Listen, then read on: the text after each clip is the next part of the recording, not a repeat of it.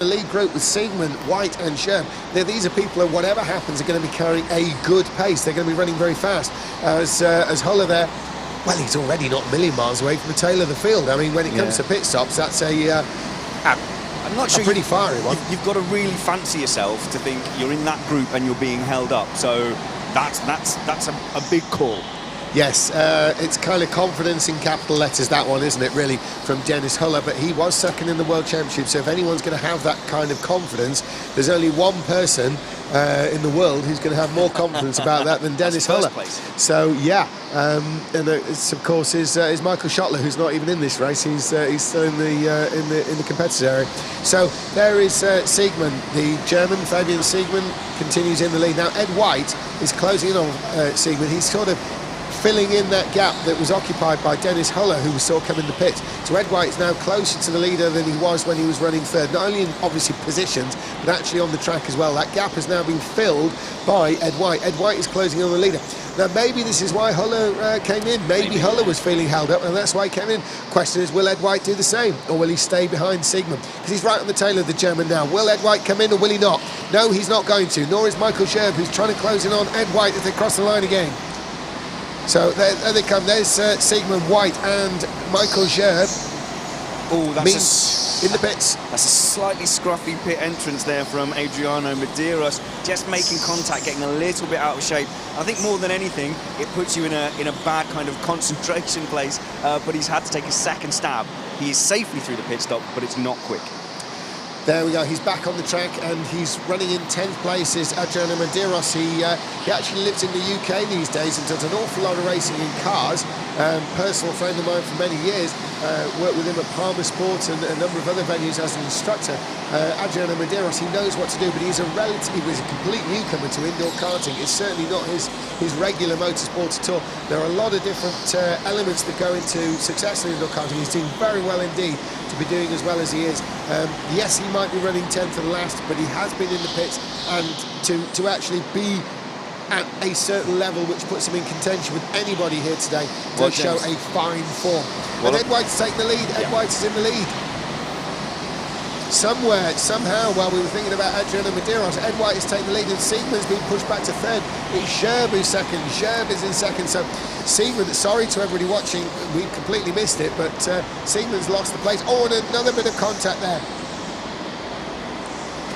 And that does look like somebody, well, in the pits there is the number 8. Well, look at the lead that's already stretched even beyond the initial overtake. It does look like Ed he's uncorked the bottle, isn't he? And he can pull ahead. So, you know, maybe it wasn't such a brave move from Holler. Maybe he just read it a lot better than we did.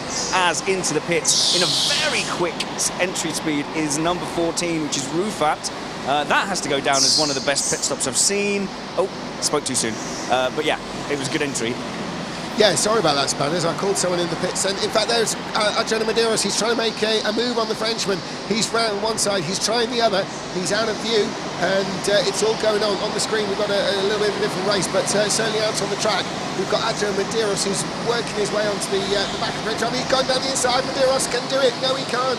It almost came off, but not quite. Adriano Medeiros attacking the French driver, Kevin Gelly-Rufat.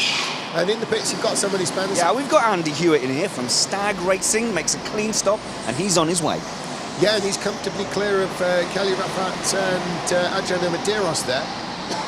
So Andy Hewitt continues out there in 8th place. It's Ed White with the lead, Michael Scherb second, Siegmund third.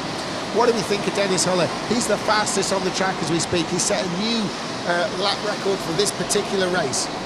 Well, yeah, we were all there going, you'd have to be brave or brilliant, and maybe he's both. Holler, yeah, Holler probably showing to be both of those. The German driver, he was second in the world last year, and his 2020 starts now in Britain with the British Championship. That's Dennis Holler we're talking about. He's up into 7th. He has made a pit stop. Everybody behind him has made a pit stop. Nobody in front. So with Holler, let's have a look at the actual world gap. There's too much maths there. There's too many. Yeah, there's a lot of maths going on, and yes, there's far too much maths to consider. I think we save it as a surprise. Put it this way, Spanners, I think we can be safe to assume that it's not looking bad for Holler at the moment. It's not looking bad at all. Now, The race at the tail there is Medeiros is still all over the back of Kevin Gelly-Ruffat, and so Medeiros is really taking the challenge to the Frenchman. But across the line there's Ed White, there's Michael Gerb and Fabian Siegmann. Now Siegmann did get past, but he's not been left, has he, Spanners? No, he's not been left, but I was looking at Ed White and his body language up front. Sometimes it doesn't look like he's turning. No. He's so still in the car, and if you look at the front two now, I think we are looking at two serious contenders in the final, aren't we? Yeah, we are. They're at the big point end of this particular race, and they've been at the big point end of every race they've been in so far this weekend. At this stage of the competition, this is where people are we're starting to see who's going to make the final and who's actually not.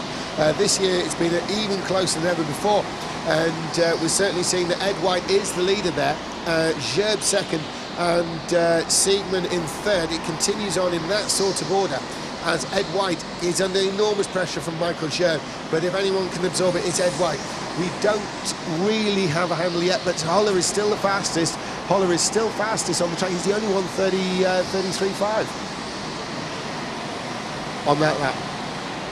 And Ed is that gap to Gerb is starting to close a tiny bit. And Gerb, as you speak, Spanners, has just set